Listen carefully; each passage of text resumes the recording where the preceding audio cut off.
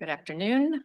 We have one case on this afternoon's special sitting. It is number 24 CO 346, John Swain versus United States.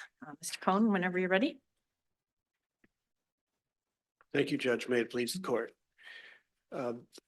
I begin by bringing to the court's attention 2 points that are not in my briefs. The first is that the 2 offenses at issue here, distribution of child pornography and possession of child pornography under the federal statutes, are subject to very different penalties. Distribution carries a 5-year mandatory minimum and a 20-year maximum. By contrast, possession has no mandatory minimum and only a 10-year maximum in relation to 20 years for distribution. This supports our view that these 2 offenses should not be treated as equivalent offenses for purposes of determining recidivism. I'm not sure I follow that chain of reasoning. I mean, I assume that among the registration offenses, the ones that are eligible to be registration offenses, the penalties vary quite a bit. Are you suggesting that the possessory offense is kind of like an outlier in its lack of gravity, and that any other comparable offense has more of a sentence that's like the distribution offense? I'm suggesting, yes, Judge, that for lifetime registration purposes, the DC Council would have been focused on the more serious offenses. The second point, which is not, again, not in the briefs, is that, but worth highlighting, is that the government here, in attempting to qualify Mr. Swain for lifetime registration, has been traveling under subsection B4 of DC Code 224002. And that applies to offenders who had 2 or more dispositions, and we agree that dispositions means convictions, relating to different victims. And there's been no finding by the trial court, and the government has not established that the 2 offenses, distribution and possession, involved different victims. Can I ask you say that's not in your brief? Let me ask an antecedent question. Is that a point that was raised in the trial court? Actually, yes, Judge. The trial lawyer noted that the judgment of conviction, his federal judgment of conviction, did not identify any of the victims. The statement of the offense, which your client assented to, has a description of a number of the visual depictions, and the contents of those descriptions, I think, make it quite clear that there were numerous different victims, because there are different genders and different ages that are described in those. So do you disagree with that? Or No, let me be clear, Judge. Let me clarify. Partly I'll clarify, partly I'll expand. By different victims here, this statute is meaning that the different offenses, distribution here and possession, understood, had different victims. We don't know that. There's absolutely nothing in the record that suggests that proves that these were different victims. In fact, we don't. That's where I'm not following. What you don't think the statement of facts that your client assented to is in the record and sheds light on that topic? I know, Judge, because just to take the case law, typically by different victims, just to be absolutely clear, what we're talking about is sexual abuse, actual acts here. And in one offense, this is the Hawkins case, actually, you have one victim, and then 2 years later, you have a separate second offense, and you have a separate, distinct victim. We don't have that situation. And allow me to. Maybe it'll help to see what you think is part of the record upon which we could answer the question that you're posing. In figuring out whether the federal distribution offense and the federal possession offense involved different victims between them, do you mean there has to be no overlap in victim? Or do you mean, what is it you think the requirement reflected by the? No, exactly right, Judge. To take my simple example from Hawkins, if it were the same case, and that's important because remember, B3 is is on two or more occasions. And we agree that this is not a case of two or more occasions. This is a single plea to two counts. So B3 here. Yeah, I'm with you that you need different victims. Okay. And so and allow me to add, I wouldn't say parenthetically, but as Your Honor said a moment ago, we're talking about visual depictions. It's not even clear here that the DC Council was, when it used the word victims, was talking about persons who are in visual depictions. It was probably talking about, as with the others, people who are actually victims of sexual abuse by the defendant, as in Hawkins. That seems like yet a different point. I think Yes. may have been raised in the trial court, but was not in your brief in this court. Is that right? That's correct, Your Honor. But So it's, back to the point we were discussing before that. yes, So are you saying that if the federal, if a defendant has two prior, a possible registrant has two prior federal convictions, one is for distributing 40 visual videos that were prohibited by the statute, and each one of those 40 involves a different victim. So there are 40 different victims on the distribution part of the federal conviction. And then on the possession side, there are the same 40, let's say, victims. It may be different depictions, maybe the same, but the same 40 victims are all included. You would say those two could, because there is overlap, there are complete overlap in the number of victims, you would say those don't involve different victims. absolutely, Your Honor. Absolutely. Yes, And that's, how does that work with respect to the statute here isn't limited solely to what the elements of the federal convictions were. The various statutory provisions at issue introduce the idea that the question is whether the federal convictions involved conduct that is substantially similar to. And so you don't think that in the hypothetical I just gave you, those two convictions involve conduct that has multiple victims? no, Judge. And on this one, I feel particularly strongly about this. The fact that the same conduct, to pick up on your word, can give rise to two separate federal convictions in the same proceeding, as is not what the DC Council in this provision before is going after. It's going after two or more convictions, dispositions is the word it used, relating to different victims. That doesn't mean that each conviction you has interpret different. relating to different victims to mean having, even if there are lots of victims in each of them, so there are many different victims, the two can have no overlap in victims. Right, and on that, in this. Why would that be the natural linguistic reading, or what would be the rationale for reading it that way? Why would you want to read it that way?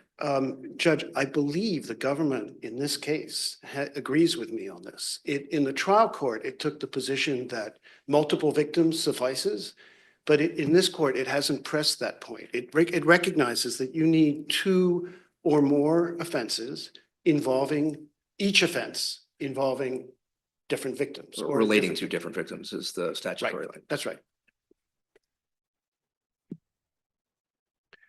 And that makes sense to insist on the point if you read it in the context of the immediately preceding section, which talks about two or more occasions. The council would have understandably been concerned about one single proceeding, as here, transforming the offender into a recidivist when it actually is one single proceeding, a proceeding as to which, not incidentally, the sentencing court, the federal sentencing court, imposed concurrent sentences. So it really is, one has to closely look at whether the fact of the second conviction truly makes this person a lifetime registrant, as opposed to in Ray Doe, for example, where he was a 10-year registrant.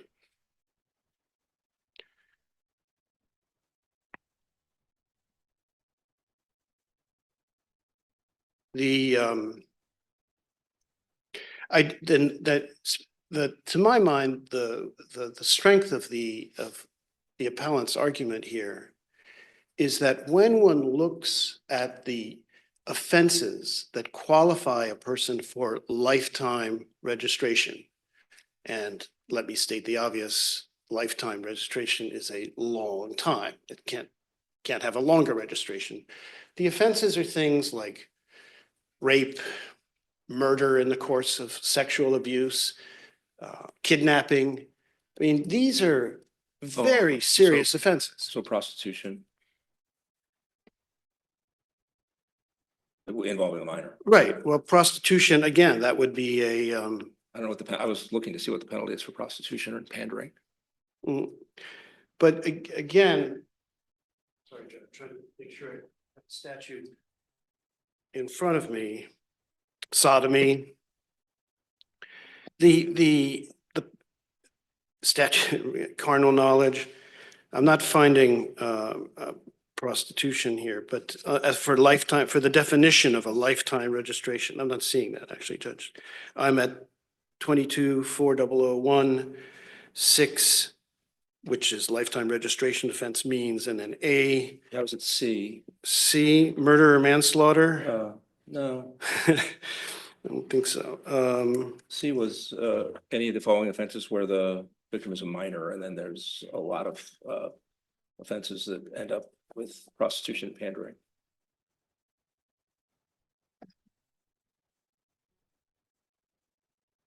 I'm not, in my printout here, I'm not seeing prostitution, pandering. I'm seeing C, murder or manslaughter committed before or during and engaging in a sexual act or sexual conduct or rape.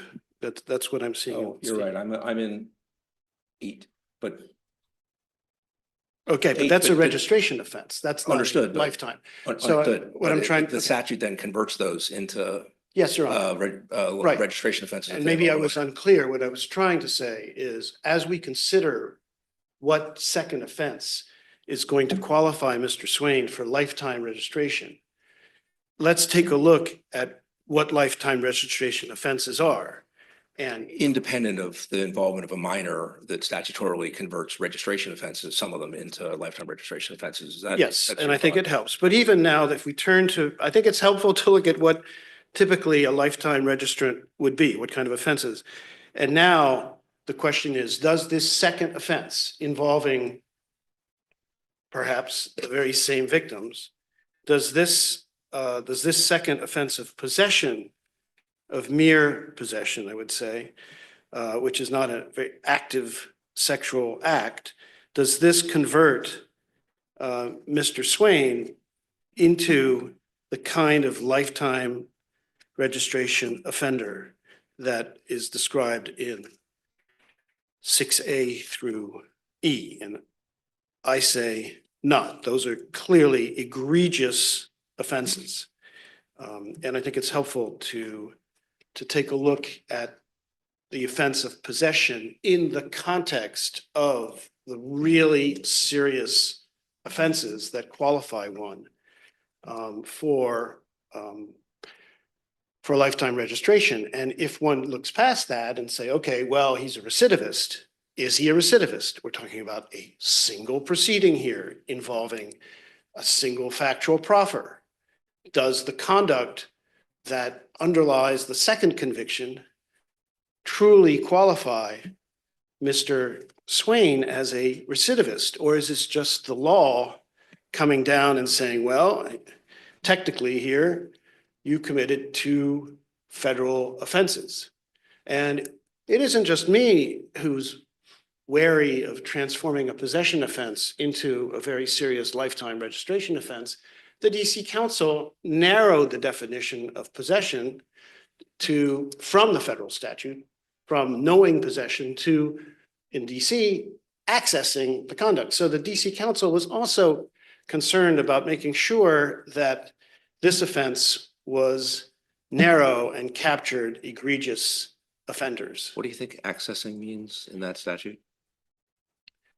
I think what it means, having done some research on it, is when one goes on the internet and actually not necessarily has in one's possession the images, but goes and accesses a website that might have this kind of thing. Right, I but think in that's what accessing DC, I think that's what it seems to mean in the federal statute Hmm. inferentially, but in DC, it's says possession requires that, as though that's like part of possession, or it's possession plus that, you think? Do you think accessing alone is enough in DC, or do you think you have to have possessing plus accessing in order to violate the sexual performance of a minor statute? Yeah, probably the latter. Because as you said, well, I would just stay And with so then, access. if the DC statute requires possession, so that adding accessing won't reach the conduct that you're referring to, which would be not downloading something onto your computer, but instead viewing it at some website. If adding accessing didn't reach that conduct because possession is still required, then what does accessing mean when it's added to a requirement of possession?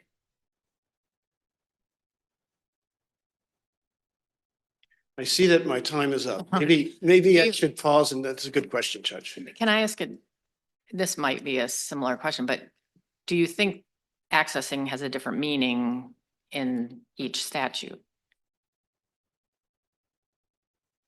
No, it depends on how this court interprets accessing, but I can only fall back on what I said a moment ago. I think the DC Council wanted some kind of activity here, some kind of act that went beyond the passive possession of these materials. Your opponents, I guess, have two responses to that. I'm interested in your responses to their responses. The first of them is kind of broad and legal, and it is accepting as true that the DC statute, by adding the concept of accessing into the concept of possession, requires more to a degree than what the federal statute requires. The provisions that determine whether something is a lifetime registration offense don't require that the elements be the same. It's enough that the federal offense involved conduct that is substantially similar to what's prohibited by DC law. And their argument is, that's a relatively technical difference. It's paraphrasing, but roughly speaking, it's not so big a difference as to be outside the scope of substantial similarity, particularly given that this court has indicated that substantial similarity should be broadly construed. So Right. where do you think they're wrong on that line of thinking? With respect to my worthy adversary here, I don't think it's a technicality. I think the difference between acting and knowing, and actually on this one, the useful case to me is the Lucas case that our briefs talk about a lot, which is what makes possession unlawful is not the activity, is knowing. It's knowing, be it stolen property, be it what it is. It's the knowledge that one is in possession of these illicit materials. I could ask you why? I mean, it's a little hard to ask this question if we're not sure what accessing means. So, because my question is, in what way do you think that requirement sort of aggravates the culpability of the conduct in a way that means it should be treated as not substantially similar to what DC law prohibits if you haven't done it? So if accessing, let's say accessing means opening up the file, not necessarily looking at it. I'm not sure that would be required. I don't know. But let's say it means at some point the file was opened by you. You think that makes the conduct so different in culpability that the DC Council should be understood as to, like, have excluded that from substantial similarity, a mere possession from substantial Yes, Your similarity. Honor. And why is that so Again, much to more stay culpable? with the comparison that the Lucas case and the stolen property, which is, it's one thing for me or for a defendant to be aware that in my home 10 years ago, I got some stolen property and it's still in my house. That's knowing possession of something I shouldn't be in possession If you of. intend to exercise dominion and control over it. Yeah, I'm not sure that's required under either law. That just knowing possession is what is what makes the conduct unlawful. And on the other hand, accessing, and I think that's why the DC Council narrowed it. When you actually access the materials, when you, again, to stay with my stolen property, when you actually go up to the attic, Walk in the room and open the door to the room, if that's the analogy. Well, a good defense lawyer could probably get you off on that, but opening the door is I'm not. trying to figure out what the analogy to accessing would be in the real world scenario you're describing. Right, but I mean, going into, say, taking the stolen cash and spending it on something or something. That seems a fair bit beyond accessing the stolen property. Um, And can I, so the other line of thinking that your opponents focus on is, again, predicated in part on the idea that the federal statute and the DC statute at issue here, sexual performance of a minor, don't have to have the exact same elements, and you can focus on conduct that runs beyond the elements. Is to say that if you look at the statement of the offense that your client assented to, you can tell your client did active things beyond simply possessing in the most passive way the visual depictions at issue. And that seems indisputable, in part because there was distribution that is not passive, you'll agree. And your response seems to wrap in this idea of double counting again. Is that really your only line of thought about that? It's not my only line of thought, though I think it's an important line of thought. I think one should be wary of duplicatively counting the very same conduct that got one convicted of distribution for now a lifetime registration offense, particularly if the statute requires different victims and you haven't established different victims. But separately, yes, just stepping back for a second, I think in Ray Doe that talks about different elements and looking at the actual conduct was focused on a very specific problem, which was the interstate interstate aspect of the federal statute, that you had to have interstate travel, whereas in DC you didn't have a requirement, of course, of interstate travel to make the enticement of a minor a DC offense. And what In Re Do was saying is, let's not get caught up in element by element comparisons. Let's look at what's really going on. It gets much more difficult to, when you actually apply that kind of thinking, when you get our kind of case, and we're doing the kind of thing you and I have been talking about, Judge McLeese, which is to try to see whether the same facts that the defendant admitted to in his plea colloquy can now do service for not just one offense, but two. Is that what In Re Do was saying? It's substantially the same as our offense in two ways. So Well, now you're a recidivist? Right. I mean, it is certainly the case. I mean, the set of conduct in the statement of facts did do service for two different federal offenses. Right. And your client assented to those two different federal offenses, and I haven't heard you arguing, although you argue that the sentencing guidelines, well, the trial judge ended up running the sentences on them concurrent, maybe under the influence of the sentencing guidelines. You haven't argued that there was like a double jeopardy problem, or in fact, those aren't two different federal offenses, right? Not at all, not at all. But thank you for, Judge, thank you for mentioning that the concurrent sentence again, because I think it's not unimaginable that his defense lawyer would have said, listen, by pleading guilty to these two offenses, you're going to get concurrent sentences. You know, that's the way the system works here. So you're not really opening yourself up. That would have been good advice to anything more serious. And then suddenly we're in DC court, and no, you just went from a 10-year registration to a lifetime registration. Can I ask you a hypothetical, just to try to drill in a little bit more concretely into the concept of double counting that you refer to? Imagine that what had happened here was that there were only two video depictions at issue, and there was a charging an information here as part of a plea, and there was a distribution count that rested on the first video, which was distributed. And there was a second count that was a charge of possession, but and referred to as second video. And imagine that the statement of facts made clear that the second video also had been distributed. Would you think that, and let's say it also made clear it had been accessed, whatever that means. Would you say that there could be two registration offenses if it made clear that the second, the statement of facts that was assented to by the defendant made clear that the defendant had accessed the second of those two videos? Would you say that would be unfair double counting, or would you say that would be permissible? Judge, first stepping back substantively, I mean, I'm gonna try to answer your question as best I can on terms of form. But we're gonna impose you gave an example of one video being distributed and one video being possessed.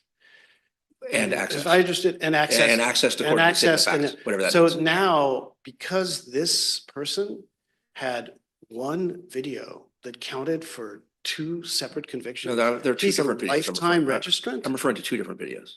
Oh, you Involving want two different videos? Two Okay. different videos, two different victims. Okay, let's say it's two different videos. I misunderstood. At the same point, though, two videos, you have two videos on your computer and you distribute one, and that makes you subjects you to lifetime registration. That doesn't seem to be, when you read, rape and so forth and so on as the definition of what lifetime registrant is. I don't think this is a person that the DC Council conceived of as being subject to the lifetime, even under the most generous pro-victim reading. And again, at the risk of repeating a point that is not in the brief, we don't have any law, anything that suggests that being depicted on a video is what the DC Council had in mind when they were talking about victims. Council, one last question before you sit down. In your reply brief, excuse me, you asked us not to decide this issue that we've been discussing for quite some time now. Yeah, thank you which for asking seems, that question, Judge. Flip from your initial brief and Yes, inconsistent with. Thank all you the time for we it. spent. Yes. And you're right that it's a flip, I guess, but I flip even harder having prepared for this oral argument. A lot of these are issues of first impression in the district. And the case law of this court says, let's let the trial courts decide these issues of first impression. And then an important point is the government correctly says when there are alternative grounds for reaching, for deciding something. And I'll give an example since I'm doing criminal defense, Fourth Amendment theory exception. So there's one the items were in clear view or the defendant consented to the search. So this court will say, well, we're not sure we agree with the trial court that the items were in clear view, but alternatively, we find that there was consent. In that situation, you have a record and you have alternative rulings on a record. But here we have the trial court saying, I don't have jurisdiction to decide this. So I'm not even going to reach the merits. That's a completely different situation from alternative grounds because there's been no ruling on the merits. They had not passed jurisdiction. Jurisdiction and the merits are not alternative It's grounds. something other than a pure question of law? I will acknowledge, Judge, that these issues are largely legal, although the factual point that I made here in today, that we don't have a finding by the trial court that there were different victims involved in the two offenses. That is something that typically a trial court would find. The trial court would make a different victim finding. That's not something that an appellate court would say, oh no, we look at the record. But other than that, And other than that, what do you see as the benefit of giving the trial court the first stab at it? I mean, that may or may not be waived, but it seems like you think the point is true with or without that. Right. Just when a trial court fails to reach the issue because it erroneously believed that it lacked jurisdiction, the record is going to be unusually undeveloped for this court to be able to say, he got it right, she got it wrong. We don't, so lack of jurisdiction is a situation where that really leaves a lot of open issues to be decided. And, you know, yes, this court has wide discretion in deciding what issues it does or doesn't want to decide, but the case law suggests that when there are arguments on both sides, and the trial court didn't reach these arguments, it's the preferred practice is to send it back. Thank you. Thank you, Judge. We'll give you some time on rebuttal. Thank you.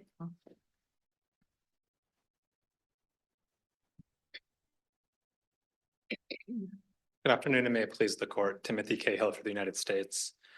CSOSA correctly determined that appellant is subject to lifetime SORA registration because his federal possession conviction involved conduct substantially similar to acts prescribed by DC Code 2230-102, which also criminalizes knowing possession of child pornography.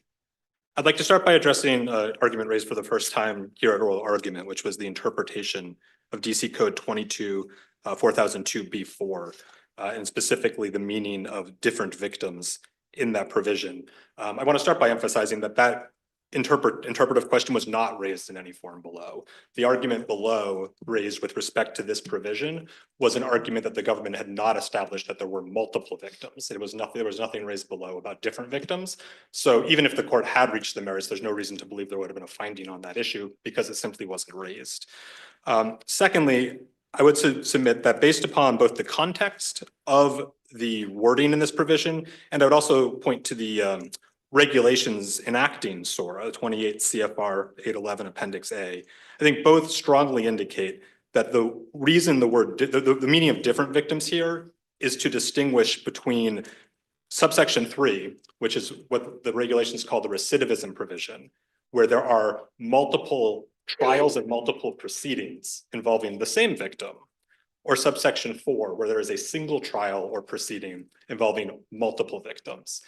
We submit it would lead to absurd results to focus on the different offenses having to have no overlapping victims. That would lead to scenarios where even if there were numerous victims and numerous offenses, the lifetime registration would be triggered by selectively reducing the victims identified in certain charges. And if the charges involve more victims, it would no longer be a lifetime registration. That would be an incoherent policy objective of the DC Council. The interest we would submit clearly here is on scenarios involving multiple victims. That even said, I would further submit, as I think some of Justice McLeese's questions were getting at, is that even if it were interpreted the way appellant suggests here, the undisputed record here, based on the statement of offense, clearly establishes a lack of complete overlap between these two offenses, even just looking at the identification of the sexes and ages of the victims for the possession offense and for the distribution. I would note as a very simple comparison that all of the distribution offenses involve depictions of female victims, and in the possession offenses, there are numerous videos involving male victims. There's clearly not a complete overlap here.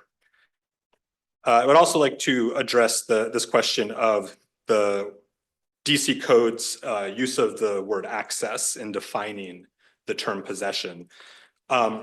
Whatever access might mean here, I don't know that it's entirely clear just from the text of the DC statute. I think we would acknowledge that it must mean something beyond mere possession, otherwise it would be superfluous language. But even to the extent it means that at the very least, the individual must have done something with that file.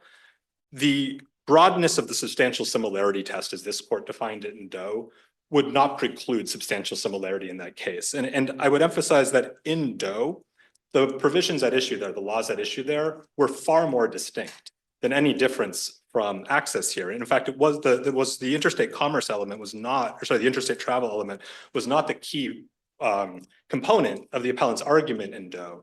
In Doe, the appellant was arguing a lack of similarity because the federal offense could be committed simply by having the intent to engage in a sexual act with a minor. And it was the mere intent of traveling through state lines with that mere intent was enough for a criminal liability. Whereas the DC Code actually required an affirmative attempt, an actual attempt to commit a sexual act. And the appellant there argued that that precluded substantial similarity. And this court held that no, that was not the case, that given the interest of the council in passing the subprovision 8G, the emphasis was to de-emphasize, the reason was to de-emphasize those types of distinctions. And that it was sufficient that both crimes involve the sexual exploitation of children. Just concretely though, it seems a little hard to imagine a situation where someone travels across interstate lines with the intent to engage in the prohibited conduct that wouldn't constitute an attempt to engage in that conduct. A little bit depends on, I guess, what the law of attempt is, and some uncertainties about whether we're a substantial step jurisdiction or dangerously close to success jurisdiction. But I mean, do you have a concrete example in mind that you think, oh yeah, here's an example that would have been covered by the federal statute that would not have been covered by the DC statute in Doe? I mean, not off the top of my head, I suppose if someone, it's hard to think through what would qualify as the intent, but I suppose if there was enormous amounts of evidence for the reason of someone traveling somewhere in terms of maybe personal writings or something along those lines, that would establish that intent without them having taken something that quite triggered substantial step in terms of the law of attempt. I would have thought that ordinarily the United States' position would be that the travel itself would be a substantial simply step. trying to think of, it's hard to think of a concrete example, but I think it would have to be threading that line. But at the very least, Your Honor, I think the main takeaway from Doe is that it's not an element by element comparison. And Doe even defined it as broadly as crimes involving sexual exploitation of children here. And so even if, there is some meaning to access, we think that doesn't preclude substantial similarity. I thought you agreed there is some, and the question is, as of yet, you've been agnostic about what it is. I guess I find it a little hard to conceptualize how we're supposed to figure out whether accessing is substantially similar, possession plus accessing is substantially similar to possession if we don't know what accessing is. So, I mean, do you have a stab at what you think accessing is? I mean, I think the federal law is more clear on what it means by accessing. It says accessing with an intent to view, which I think would suggest that it means in some way opening or viewing a preview or seeing something in the file. And that would actually lead me. Well, I would have thought that accessing with intent to view suggests that viewing isn't necessary, because if viewing was necessary, I guess, oh, you mean it could have been accessing purposely, so viewing on purpose is what you would read that to mean. Because another idea is like going to a place intending to view but not yet viewing. So it was unclear to me actually what to make of the federal accessing word either. Confess, Your Honor, I've not looked at the nuances of how that has been interpreted, if that issue has been addressed on, in any federal cases interpreting that statute. But this does lead me, though, and I think significantly to an argument we made in the alternative beyond even the substantial similarity here, which is looking beyond the face. Before you run off to the Yes. alternative argument, so I asked you a question, the gist of which was, do you have a stab at what the DC accessing means? And you said, well, the federal statute is clearer. And then there's kind of a dangling. I mean, I think my best stab would be doing in some way. I really like the computer terminology to use exactly the right terms here, but in maybe layperson's terms, doing something with the file, whether that's saving, transferring, simply something beyond having the file and knowing that you have the file. So specifically, do you think transferring a file is accessing, like forwarding it to someone? Without having, I'm unaware of any case law on that, Your Honor. I think my first instinct would be to say yes, would be to say that is sufficient. But regardless here, even whether it's transferring, whether it's viewing, in this case, because, Doe not just encourages, but in some cases mandates us to look beyond the actual elements of the crime. What we have here in the statement of offense shows that, Mr. Swain actually described the contents of some of these videos in his communications with the undercover officer. Is your suggestion that there's a factual inference that he wouldn't have been able to describe them unless he had viewed them? Well, unless there had been some level of access to them. And not only that, I mean, I guess even more fundamentally, he sent them and transmitted them through electronic communications to the undercover officer. And if transferring is accessing, then he will have accessed at least two of them. But I guess it seems to me it's a possible factual inference that if somebody is in possession of a thing and can describe it, that they might well have examined it. That's a reasonable factual inference, but it's not a necessary one. I mean, you could be relying on what someone, so I could be in possession of something in a briefcase that someone told me what it was, and I could then tell other people what I thought it was, and I wouldn't have accessed the briefcase on some meanings of access. So it seems like it's a factual inference that hasn't been drawn by a fact finder. We're not fact finders, so that seems like a tough line to draw. Understandably, Your Honor. So in that case, I would emphasize two things. One, if we're at the stage of analysis of looking at whether the term access has been achieved, I would say that the transmission, the use of the file in an electronic communication, we would submit satisfies it. But even before we reach that stage, I go back to the substantial similarity test of Doe, which is that Doe actually talked about not exalting form over substance here. And to the extent that there's some slight difference in the scope of the word access, that's still far more technical than what Doe described as looking at whether these are crimes involving the exploitation of children. And in this case, possessing or distributing child pornography exploiting children.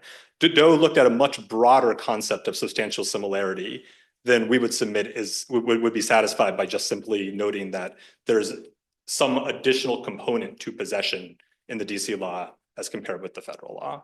I'm sorry, I'm a little fuzzy after it being, I don't even know what time it is. Can you tell us again, what's your best definition of accessing though? I mean, I hear you on substantial similarity, but I also have a similar question with Judge McLeese about if I don't know where I'm starting from, it's hard to know how to measure substantial similarity. Given that what we're talking about is an electronic file here, as maybe the best way I could put it is doing something beyond having knowledge that you have possession of it in some way. I mean, without just using the word itself, accessing the file. So if you opened the computer and you got to Opening it, right? Well, And so I think opening would it's not satisfy it, but I think okay. transmitting it would also satisfy it, or move, getting to that file on your computer and doing something with that file would mean that you I don't have think access to the file. Transmitting and opening it, it's Transmitting, sort of opening, baiting it. renaming it. I mean, it's beyond simple knowledge of the possession. Because, and the other point I wanted to emphasize, because I think there was some lack of clarity on this, is that it's completely unambiguous that both statutes require knowing possession. That term is in both the federal and I mean, the I'm just DC thinking, statute. so like I download a movie, for my kid.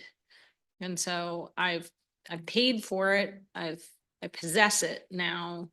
I haven't watched it.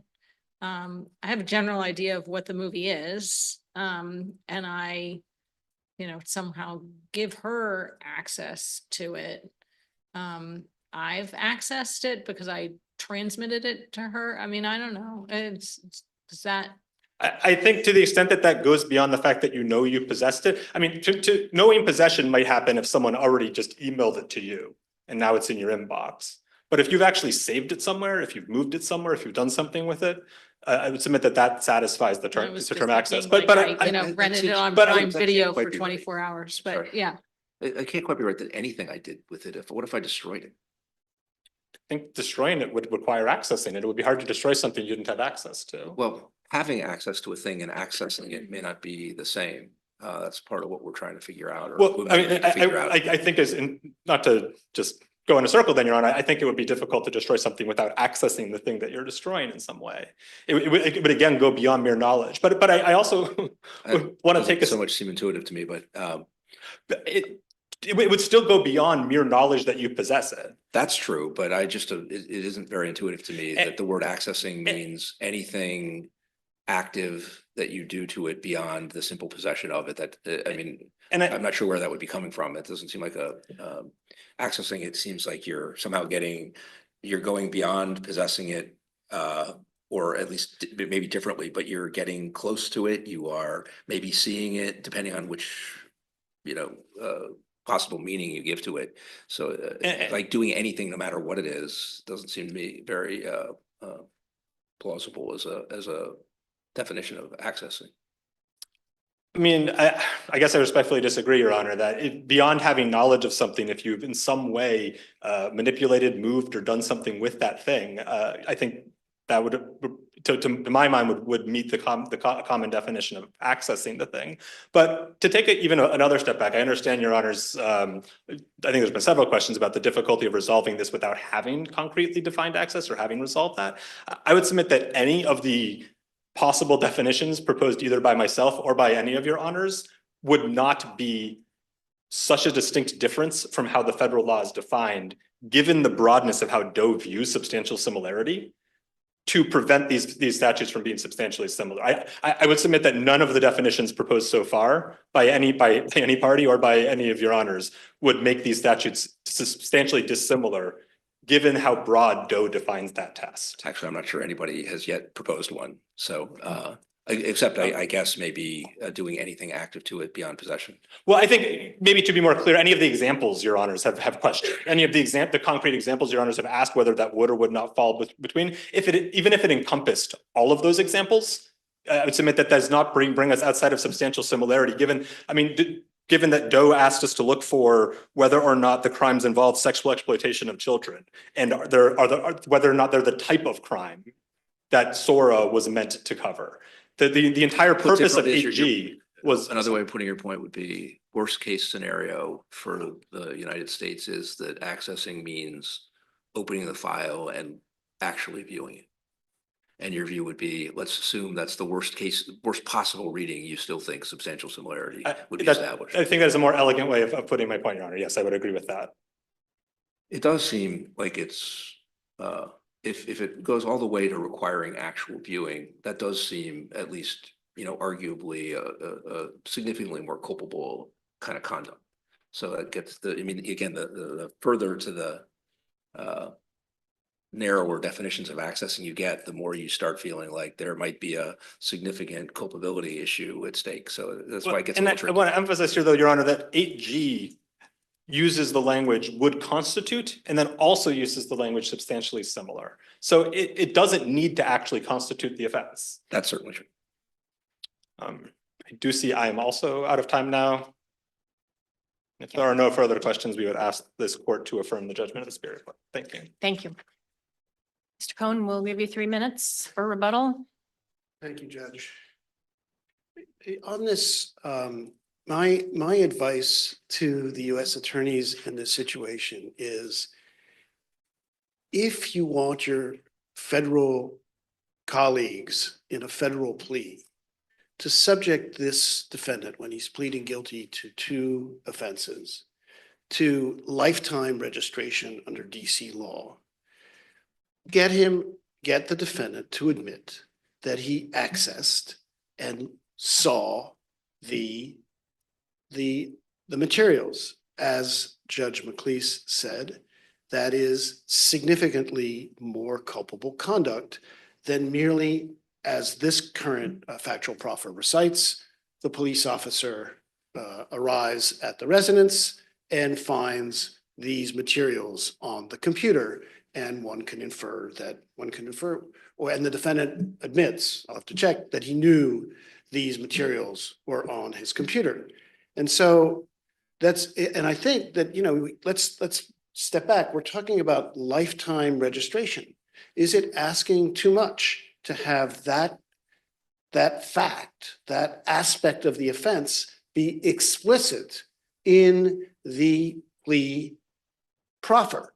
Is this not something where we have to have courts? Sure, why we're talking about the federal prosecutors and their point was just he should be subject to sex offender registration wherever he was in the United States of America. So, different states have different rules. I think the question is really, how do we interpret our statute, right? Right. And I guess what I was trying to say was that our statute distinguishes between 10-year registrants and lifetime registrants. And, we can try to bail out the government here by saying, well, the 2 offenses seem substantially similar. I just don't think we should be talking about, bailing out the government. We're just trying to figure out what the statute. No, I understand. And the statute, to my mind, is looking at, is this the kind of culpable conduct that elevates this defendant by having pled guilty to this related offense to lifetime registration? And to my mind, that's not a question on which we can do inferences on appeal from the factual record. It's not a, that's up to the trial court. And it's not something where we should be saying, as my worthy opposing counsel said, you know, substantially similar. The two, they look pretty similar to me. So no, they are different statutes. And before we impose lifetime registration, let's make sure that this offender really qualifies for that. And he does not. He pled guilty in one proceeding to two offenses for which he got the very same punishment. So it's this concurrent sentence.